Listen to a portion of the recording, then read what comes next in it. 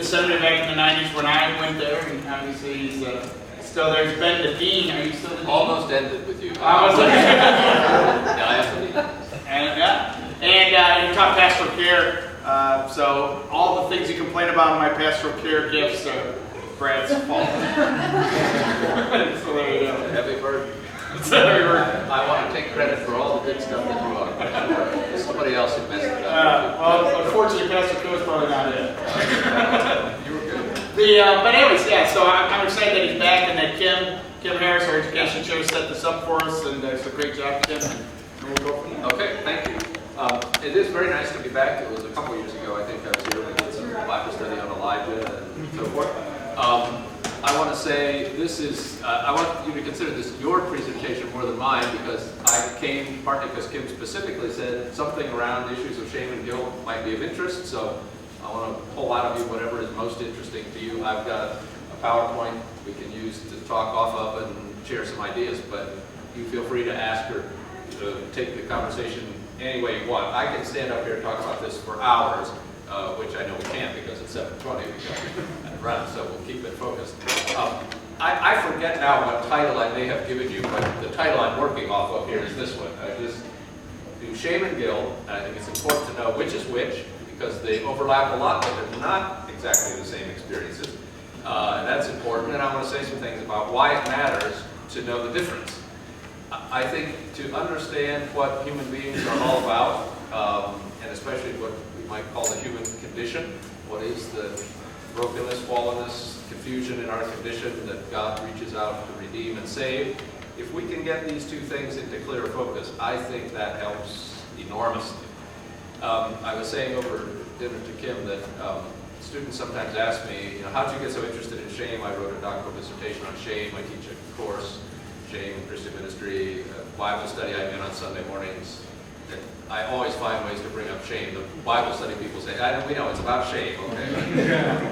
So, how did I get so interested in this? Well, I just usually say, like everybody else, I have parents.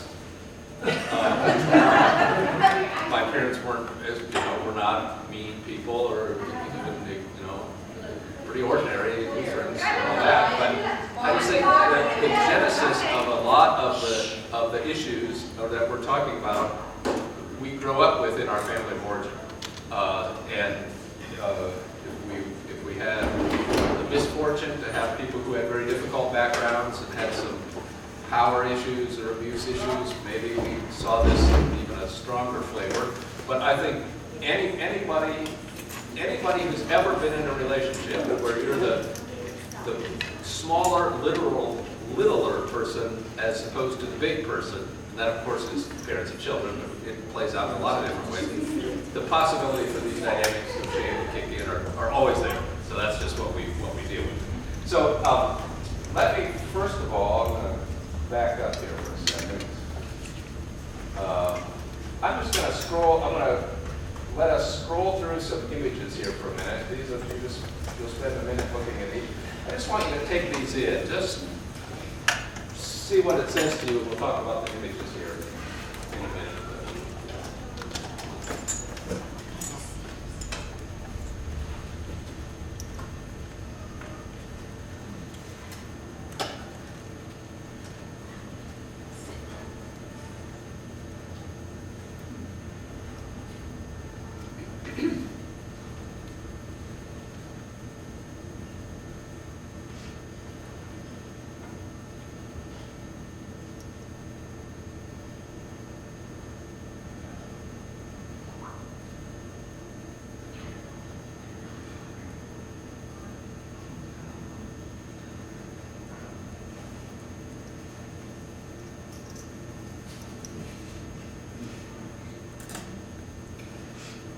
When you Google shame, you get interested.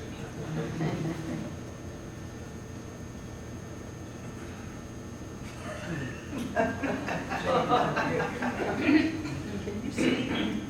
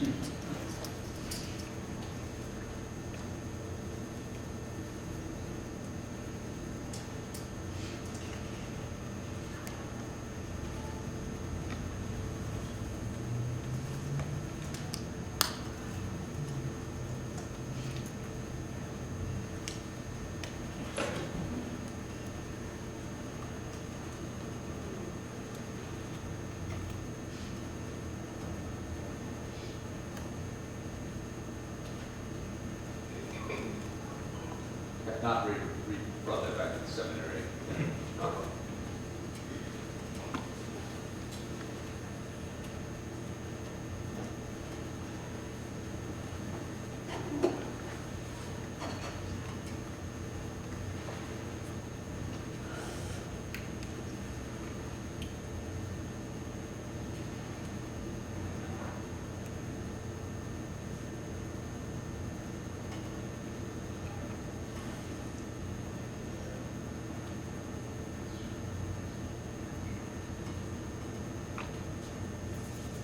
That's our dog. Ball last Christmas. Okay, pause with that. Just talk to me for a minute about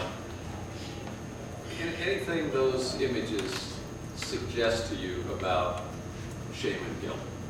What caught your attention?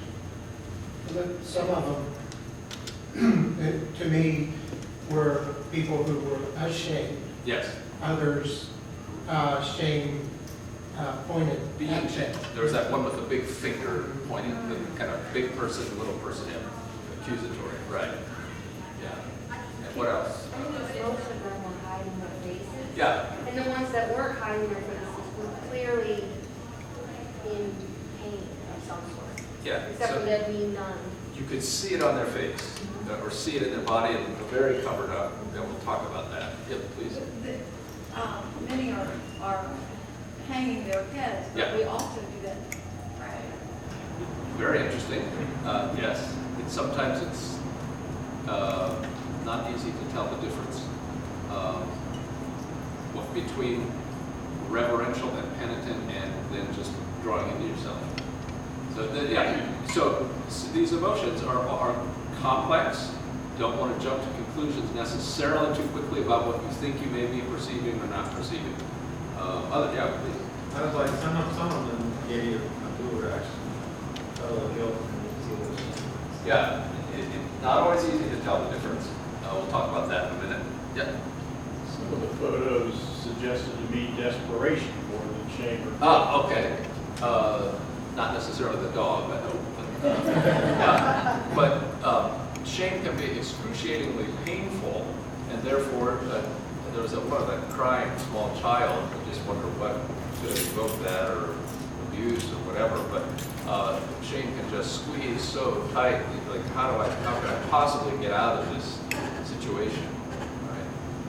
Anybody else?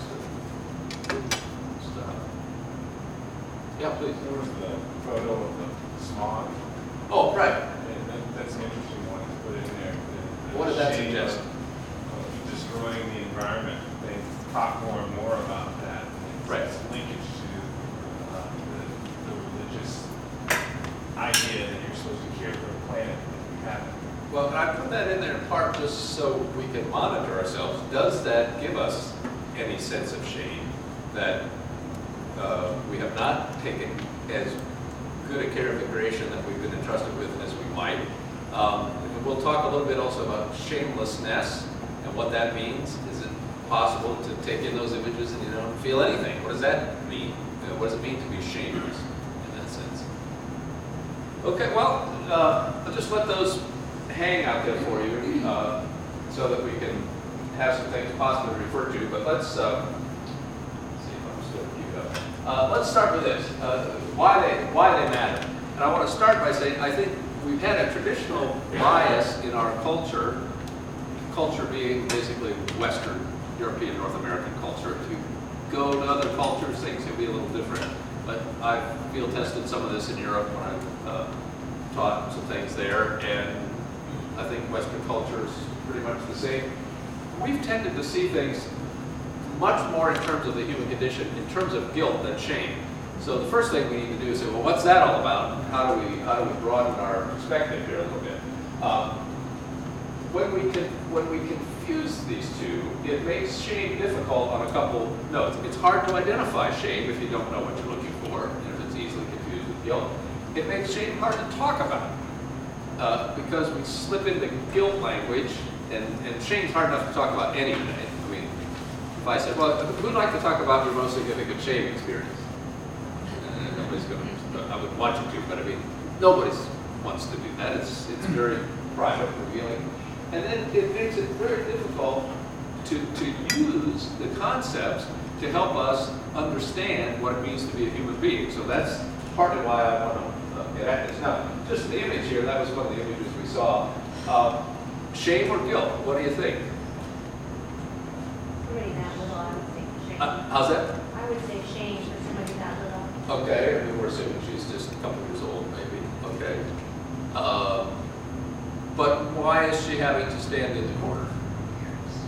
Oh, parents probably sent her there. But it was likely for something she did. Did she spill her milk, or did she come home late, or was she doing something she shouldn't have done? So one of the things we're going to see here is that guilt relates to things, to actions that we do. We broke a rule. Shame has to do with a sense of who we are, that I'm not worthy or not good enough.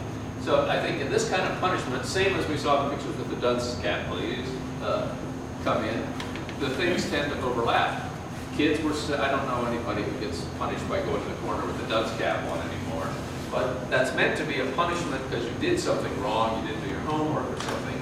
But part of the punishment then is to shame you by removing you from the family, removing you from the class, separating you, and making you stand out, dunce cap. You're visible in a way you don't want to be seen.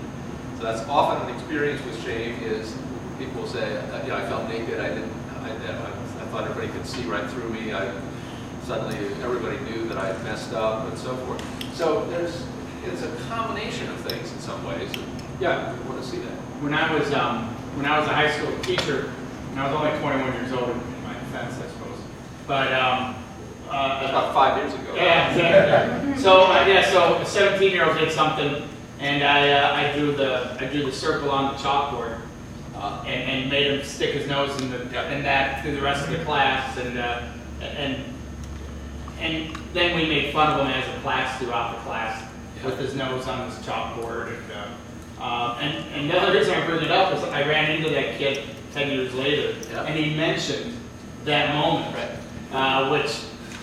which was obviously just a terribly shaming moment for him for a minor thing he was guilty of. Did it help him though, do you think? He remembered it. Yeah, he obviously remembered it, and I don't remember about long-term, whether long-term fixed the problem. But I felt that 10 years later that he was still wrestling with it. Yeah, all right. Well, I would keep that in mind as we move along, because we can come back to that.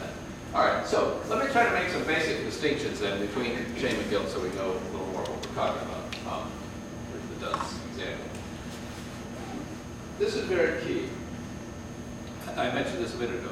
Guilt has to do with the sense that I've transgressed a boundary. I broke a rule. I did something wrong that I shouldn't have done. We have clear standards for certain things. These are the 10 Commandments. You shouldn't steal, you shouldn't kill, you shouldn't commit adultery, you shouldn't, And so if I've done something wrong and broken a rule, I've crossed a boundary, I've transgressed, I've trespassed, right? Forgive us our trespasses. As opposed to when I feel like I haven't lived up to an ideal. I have an image of what I want to be, what I want others to see me as, and in my shame moments, I'm sort of revealed to the whole world that I'm really not that great. I see myself now as an unworthy, insufficient, not fully capable person. It's not that I did anything wrong as much as I feel like I am wrong. So if we go back to the picture of this one too, the little girl in the corner, or the kid with the nose, okay? You did something wrong, or you wouldn't be in this pickle, okay? That's true. But also now when you pull out a small child like that, see, I think a high school kid maybe has enough ego strength and resiliency to be able to have some fun with that and say, I really shouldn't do it, I get it. Small child's not going to be able to do that. And so what's meant to be a punishment for something they did wrong quickly translates into a feeling of, I am wrong. They sent me away from the dinner table. That's interesting. She gets the dog in that picture to be with her. I think you really wouldn't punish the kid. You can't have a dog, Okay, so falling short of an ideal. another distinction, that there are different fears that undergird each experience. The fear that keeps the guilt thing going is a fear that I'm going to be punished. So now we're also into a side of the positive aspects of these two things. Guilt and shame are not universally negative. There are positive aspects, although the positive stuff, like anything in life, you go too far with it, it turns bad on you. But being afraid of being punished is a worthy thing, and that's a lot of social structure is built on that. So we know if we break certain rules, you can't drive too fast, you can't steal people's money, or you'll be punished. The fear that's behind that drives shame, though, is a fear of being abandoned. That's being sent to the corner, that's being cut off from the class, and that sort of thing. Or a really deeper fear is, if people really knew who I was, they wouldn't love me. They wouldn't relate to me. They wouldn't want me in their church. If they knew that about me, nobody would ever come to my house, whatever. Now, some of that is reality-based. A lot of it is we get carried away and we imagine things are worse than they are, but that doesn't matter. With shame, the fear that we might be cut off, lose community, is a big deal. Let me just say on that score briefly, if you read your Old Testament, and especially the Psalms, there's an awful lot of language in the Psalms about, Psalm 25, I was just reading yesterday, if you want one good example. O Lord, in thee have I put my trust, let me not be put to shame. What's that all about? Well, that's the community of ancient Israel saying, God, we're counting on you. And we've told all these other people and all these other nations and tribes around us that you're the one. We put all the chips in the center of the table, and we're counting on you to keep our community together. If you don't stand by us, we are going to look foolish in the eyes of all these other people. We will be ashamed. We will be without community. So don't let that happen. And usually the psalmist, right after saying, "Oh Lord, let me or us not be put to shame," then turns that around and says, I'll tell you, do you want to know who should be put to shame? Let those who are wantonly treacherous, those who have not trusted in Yahweh, those should be put to shame. There's kind of a vicious attitude going on there. But what that means is, in ancient Israel, where life was very communal and very tribal, the thought of losing your identity was everything. And so they didn't mind saying that's what ought to happen to people who are unfaithful and are worshiping the wrong God. Yeah, let them have the most miserable experience possible. But we're trusting you, God of Israel, not to have that happen to us. We don't want to be abandoned. So another thing I think we can say is, which would you, if you had to choose between the two experiences, which would you rather be, abandoned or punished? Punished.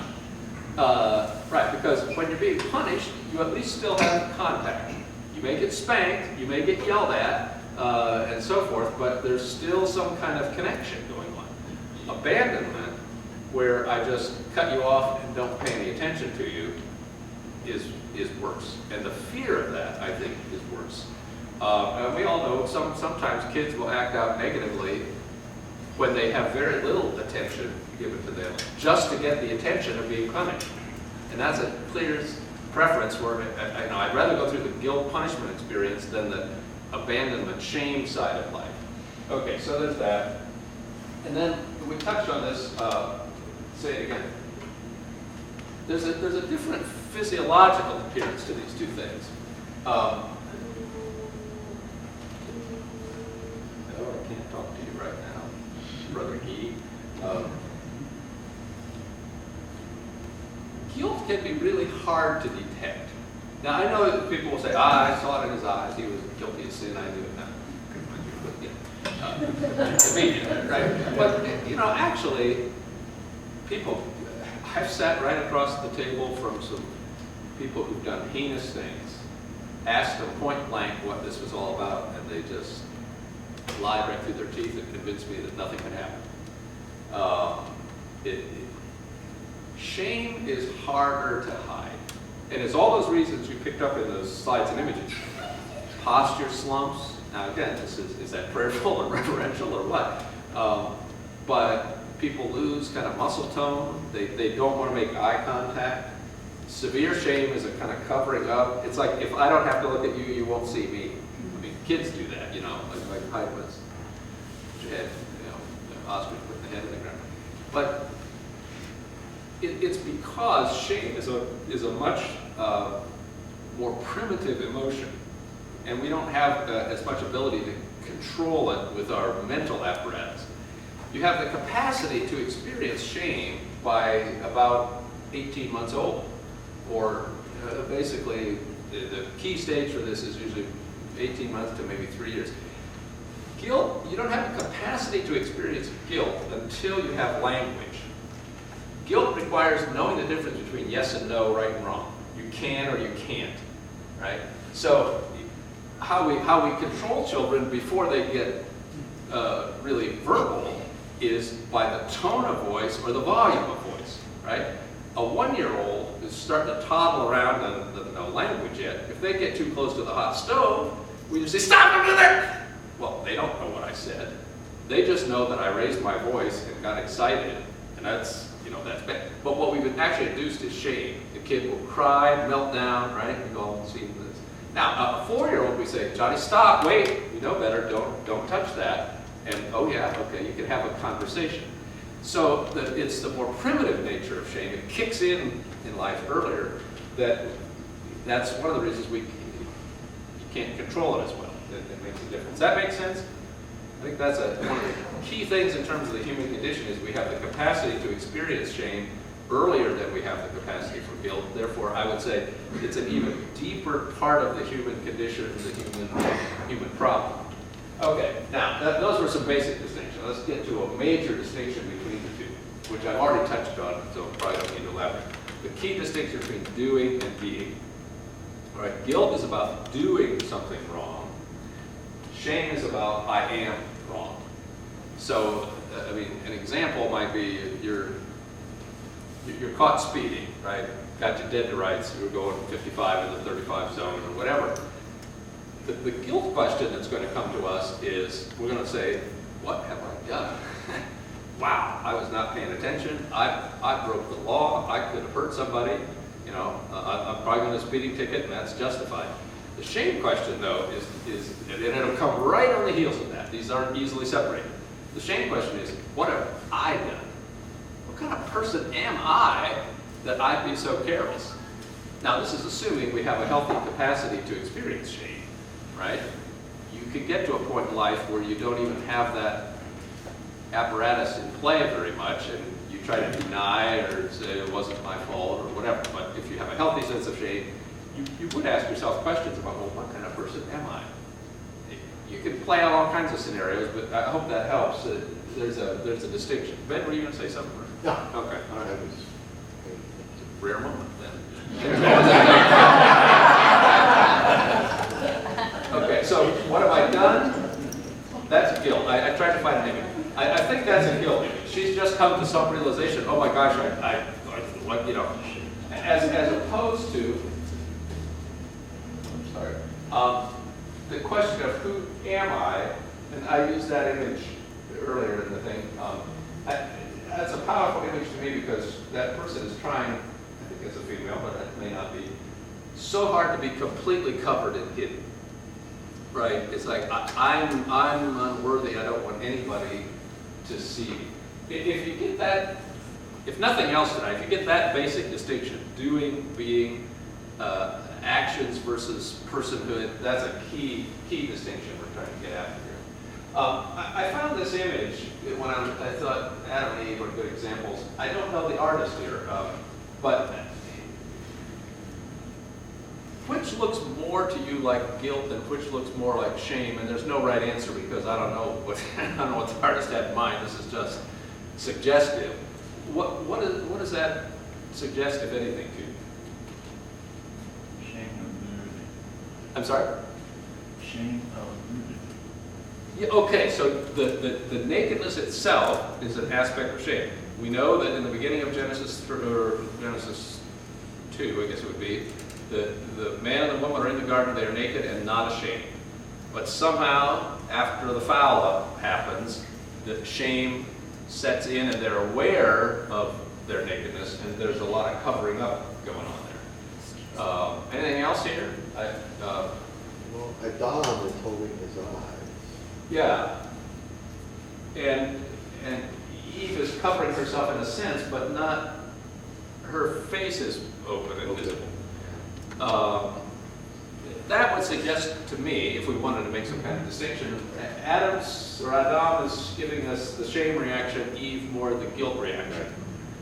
Eve is asking, what have I done? And Adam is asking, oh my God, what kind of people are we?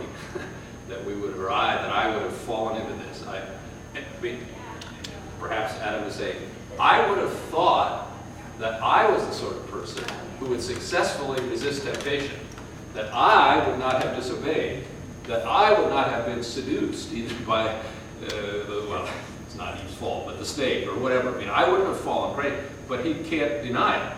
No denying it now. It's obviously there. Well, it also, I think, is a useful illustration just to say shame and guilt are really hard to separate. I mean, it's like part of the waters in your bathtub. You can do that, but they'll rush right back together. It's momentarily you can see some differences, but we'd be mistaken if we didn't realize that these two emotions wind around each other. And a lot of the distinctions I've been trying to make are very subtle and they don't hold up perfectly in every case. Okay. Let's see where. Okay. So let's talk about remedies here for a minute. While I get myself reoriented here.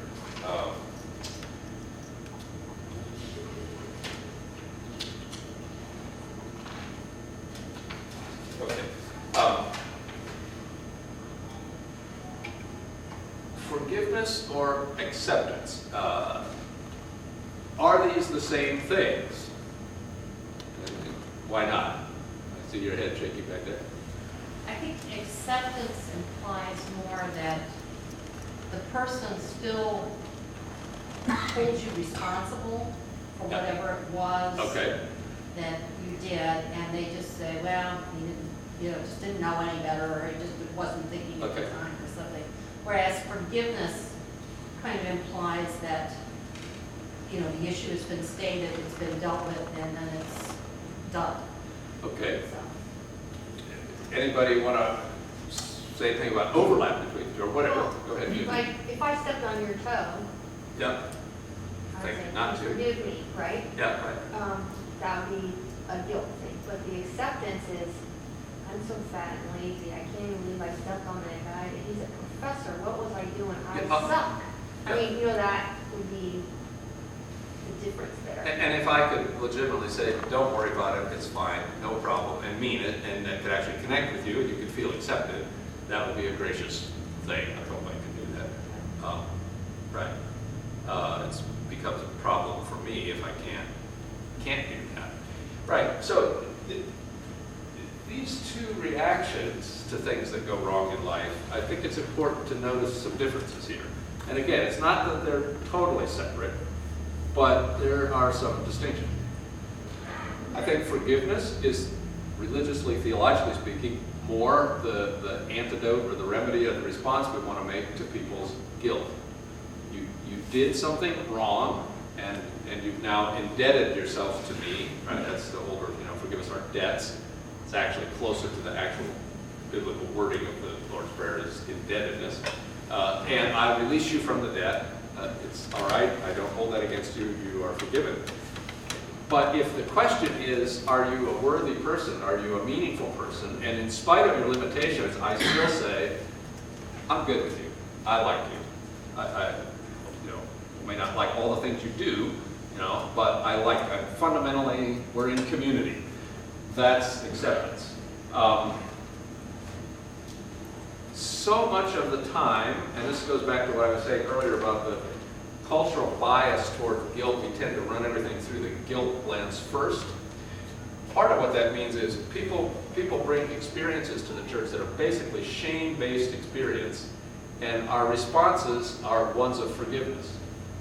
And for some reason that just doesn't click. You can't really apologize for your shame. It's not. People try to do that, and what it ends up is you develop a very self-deprecating personality. You know, like I'm just a walking mistake all the time going around apologizing for being alive. Oh, excuse me, I'm sorry. Well, that's a sad state of affairs. Yeah. I think with guilt, oftentimes you're doing penance. Yes. And so it's much easier Right. to let go. Exactly. I think shame, because it hits you in your core, you can tell me you accept me. If you want to trade places, you could be teaching. No, that's exactly right. So if you've done something wrong, you can do something to make it right. I stole the money, I give it back. I insulted you, I can apologize and say something nice. You know, but if it's a shame experience, and it's not that I really did anything wrong. I just feel like I was wrong. I was inappropriate. What do I do to make up for my inappropriateness? I mean, that I wasn't smart enough, bright enough, quick enough, whatever, enough. I wasn't enough. That's the basic shame experience. I wasn't enough. How do I suddenly become enough? Well, this is the point. I can't do anything to be enough. The only way I can feel like I'm enough is if somebody blesses me with that. It says, despite your limitations, you're enough. So as a pastor, then often I'm talking to people who will say something to me to the effect of, I forgive my brother Joe, I just don't want anything to do with him. Yeah, well. I mean, which in their mind they've made some sort of distinction. Yeah. But they are definitely not accepting him back in the community. Yeah. Or for what he's done, especially with spousal divorce. Okay, well, let's make a slight detour into this. I was just talking about this in classes, as a matter of fact, with forgiveness. That's the distinction between forgiveness and reconciliation. Okay. Those two are not exactly the same either. It's possible to forgive and not be reconciled. If you assume that just because you do forgive, we're going to reconcile, it takes two to tango and reconcile. It takes one to forgive. I can release other people, but it may not, the damage done may mean that we're never going to get back on the same page. Now, there's also possible we're using forgiveness in a kind of manipulative way, that I'll forgive you up to a point, but don't push me too far, because that's not really what forgiveness means. Forgiveness is not an act of power where I'm now going to bestow on you the benevolence of my forgiveness. If I'm really forgiving, it's because I discovered that I don't need to hold it against you anymore, and I don't need that. So I think it's forgiveness and reconciliation. That's part of what that's about. We hope everyone can forgive. If you can actually reconcile, that's an extra blessing. In a fallen world, maybe not always possible. Acceptance, though, is when God is accepting us, it's God saying to us, there's nothing you can do to mess up the sense of reconciliation that through the cross has already been attained. So that's good. You can faithfully count on that. Let me see what okay, so it brings this into question then. We have two different rites in the church. Confession we don't actually do so much with, but I just gave you the classic Roman Catholic confessional booth, the images there, and baptism. We still do confession in our liturgy. People will come and talk to you privately, or neighbors may come to you and say, I just got to get something off my chest. And it's a moment of confession. But given everything I've been saying here, what makes more sense? Which rite of the church applies to which emotional experience? What do you think? Confession's good. Yeah, confession would appropriately apply to guilt. I'm going to suggest baptism is the antidote or the best remedy we've got for shame. And I mean, here's part of the way that works. If you've done something wrong and you can confess it and acknowledge it, whether that's to a clergy person or a friend or a family member, whatever, and in conversation begin to work out, okay, if I've done that wrong, here's what I could do to try to make that right. That's good. But in baptism, mostly all Lutherans here, okay, we've all sort of signed on to infant baptism, I assume. I'm not going to have that argument, but one way, adult or infant. But even if you're baptized as infants, so I don't remember my own baptism when I was about 2.5 months old back in 1955. Still, that stands there forever as the sign that God said, thumbs up on me. I'm going to need to be reminded of that by my parents and other people, and I'm going to have to learn my way into that. But God sends us into life through baptism to say, let there be no doubt. There's nothing you can ever become that's going to make me not love you. So what's really interesting is if you're baptizing infants, they're not certainly at the stage of having even experienced any guilt, right? That comes to age 3 or something. At this stage, they're not even experiencing any shame. But before any of that emotional stuff kicks in, God's already there saying, you're good, I got it covered.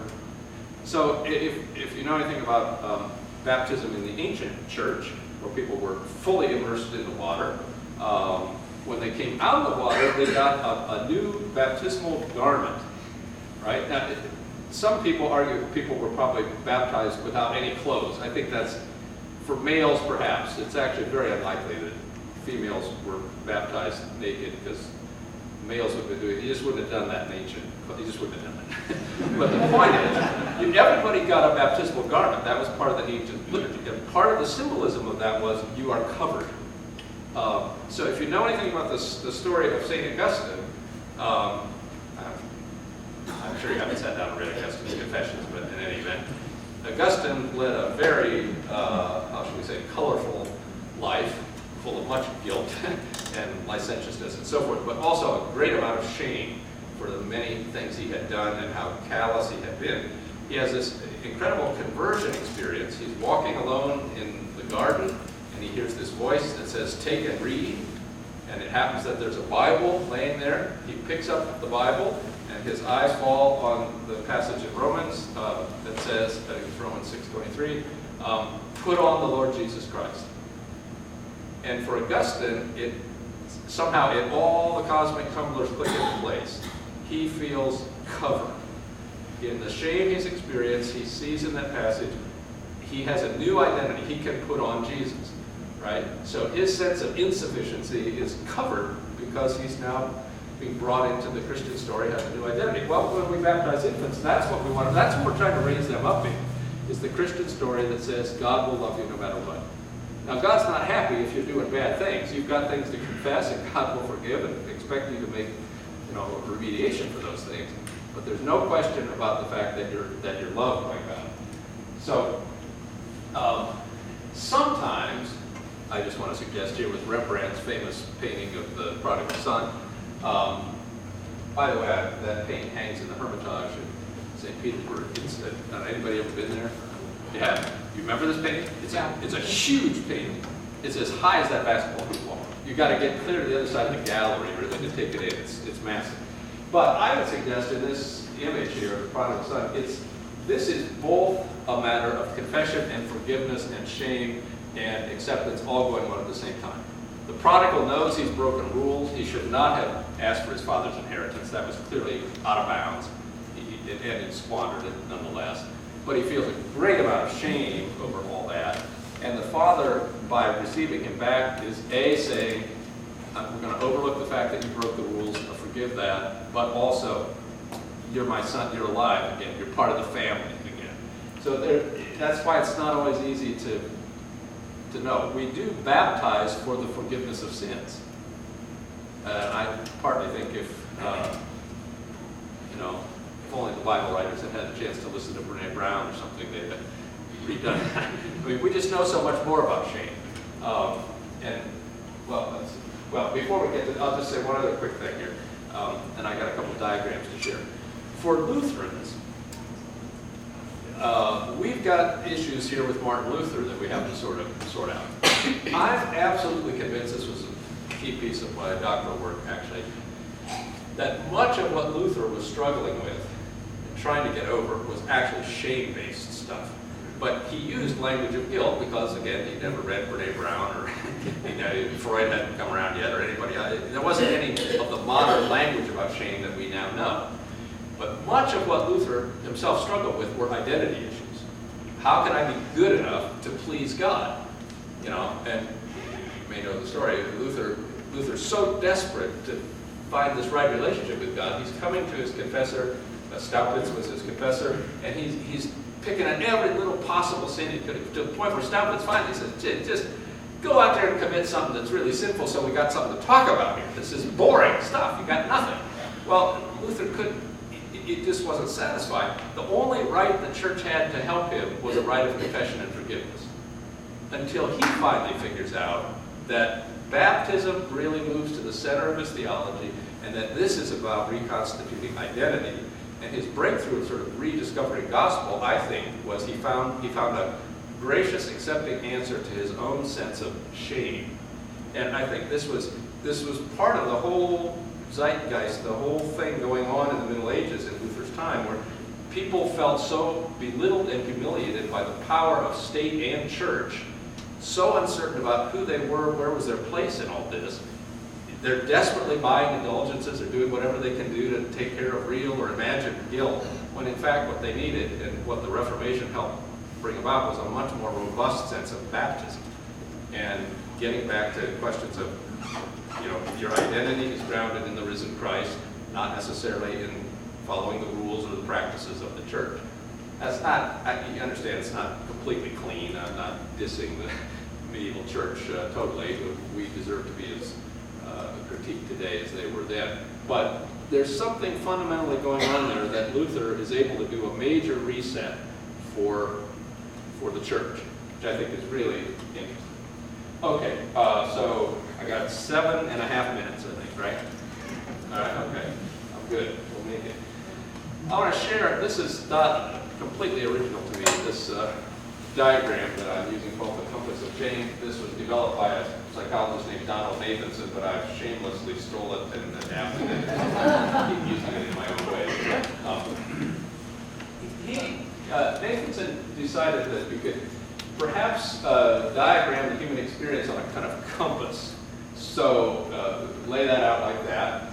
And at the center of this, he suggested, was really our shame experiences. Not guilt, but shame is really at the core of what we experience as being wrong with us. Because we all grew up as little people with bigger people doing things to us. Sometimes they thought benevolently, but not always so helpful. We have to work with and overcome these feelings of inadequacy, insufficiency, inappropriateness, whatever.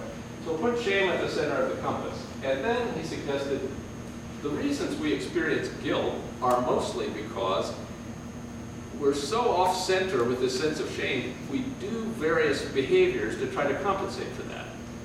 And so shame drives us off our center and pushes us out to the margins, and we have experiences of guilt for things we've done, but the things we do are mostly related to the shame we feel.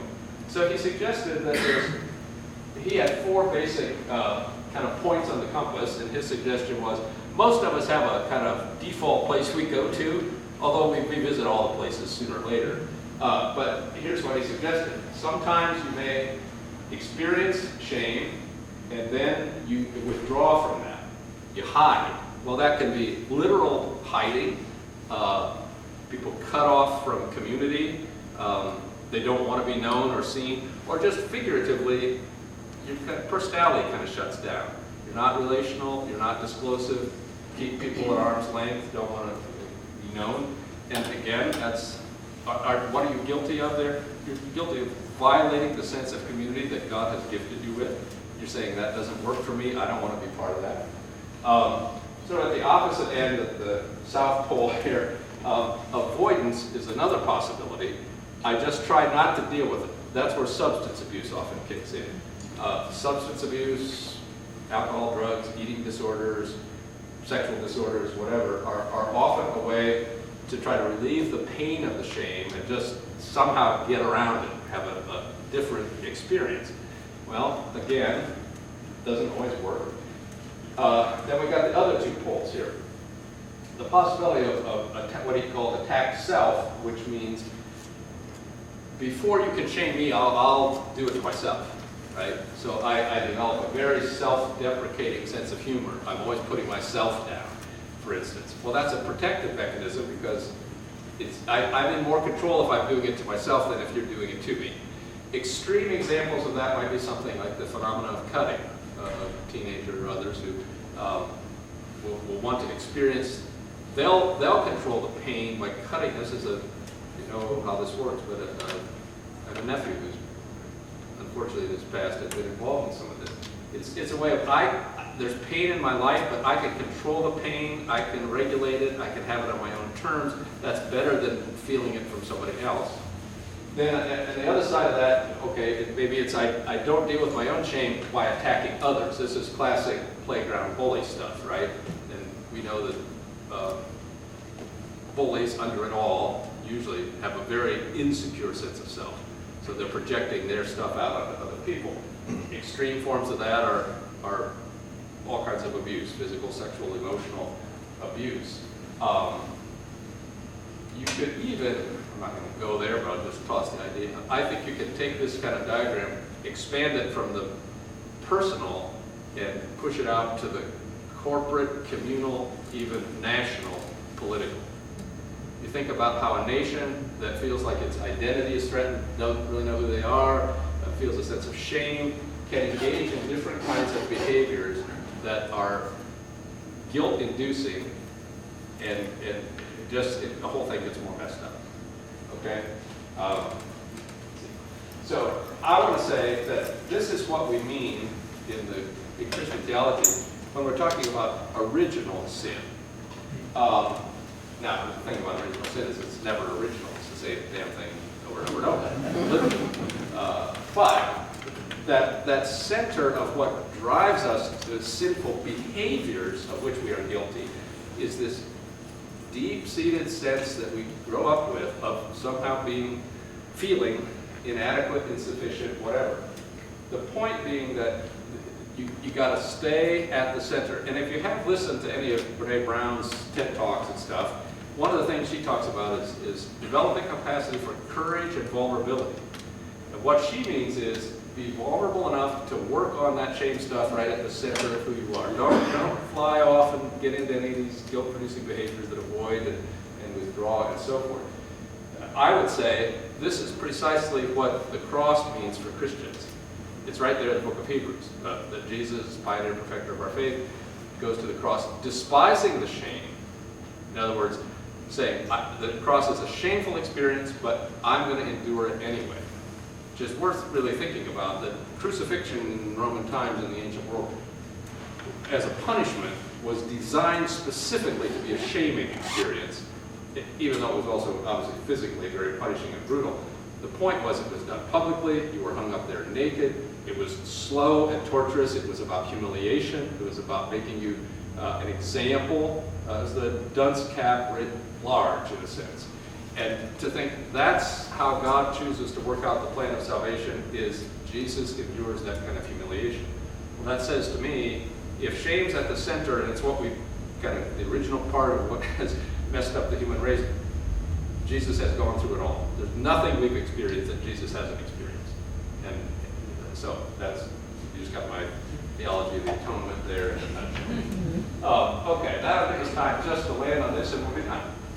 Another thing I've shamelessly stolen from James Fowler, what he calls the spectrum of shame. I'm going to, if the screen were larger, you should read this left to right, but I had to kind of do it diagonally so that it's not a hierarchy, it's really kind of left to right. But, let's see, do I have oh, there it is, okay. So, there is such a thing as healthy shame, and we've just briefly touched on both of them. There's a sense of discretion that keeps me from doing things or behaving or being a certain way before it happens. And there's a sense of disgrace that if it kicks in quickly enough, you say, oh my gosh, that's not who I want to be. I gotta.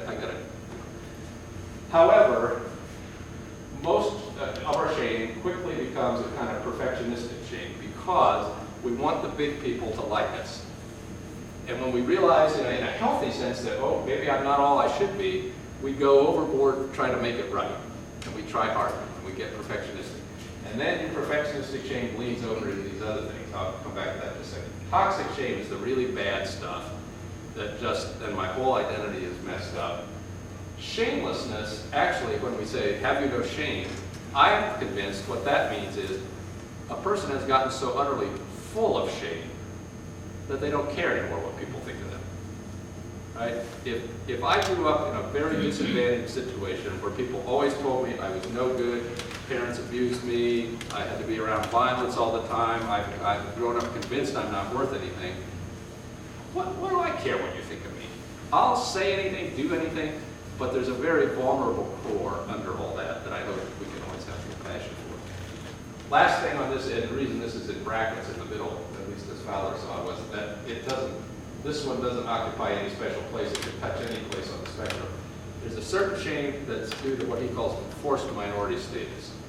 And that means any time you're in a disadvantageous power situation.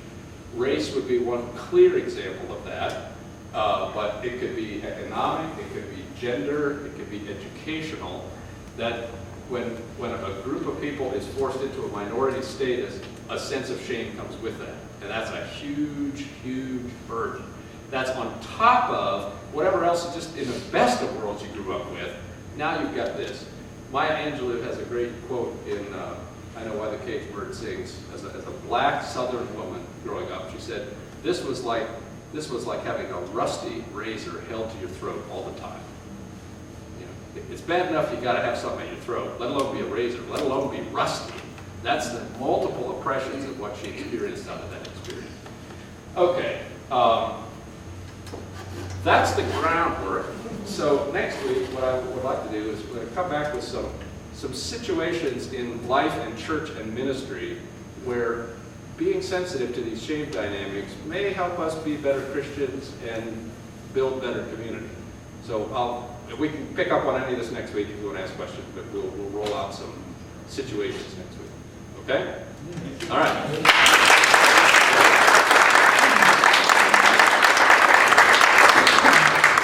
Worship's we're going to start in here within 10 minutes. In this space, the choir is going to sit on that side over there. So anywhere else you want to sit is fine up until that side over there. Not that whole half, just that.